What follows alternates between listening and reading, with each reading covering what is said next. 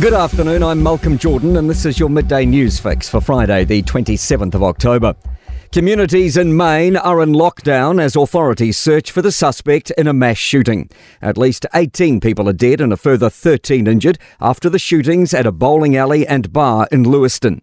Suspect, 40-year-old Robert Card, is believed to be armed and dangerous.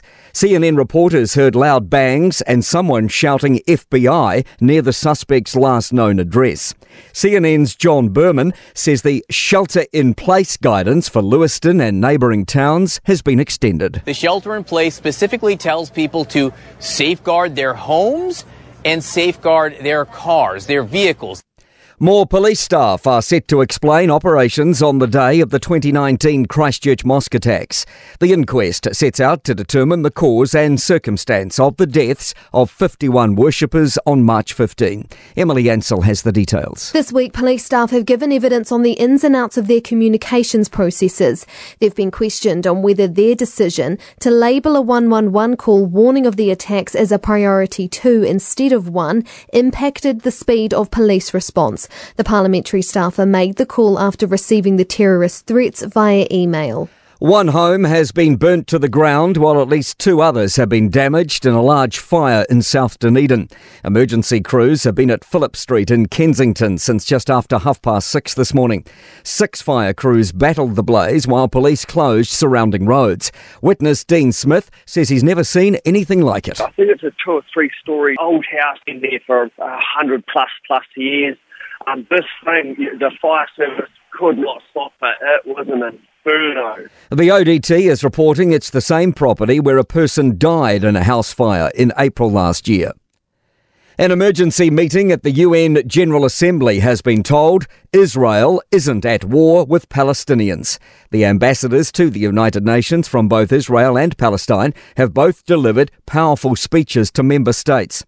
The Israeli army says it's killed the deputy head of Hamas intelligence during a ground raid. Gaza officials say more than 7,000 Palestinians have been killed in recent weeks.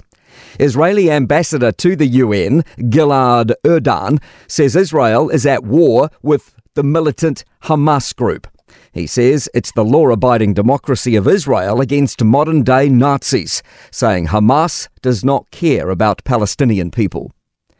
TVNZ is reporting a sharp drop in profit and ad revenue.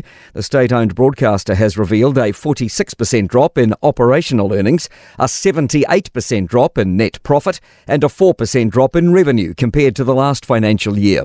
It says declines in TV revenue have been buoyed by a 14% rise in digital revenue. Snowfall warnings are in place for the Dunedin to Waitati Highway and South Island mountain passes as Otago and Southland wake up to morning snow.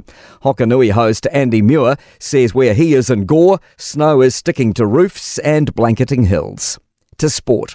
Dane Cole's All Blacks career appears over after missing the 23 for Sunday morning's World Cup rugby final against the Springboks in Paris. The 90-test hooker is retiring after the tournament.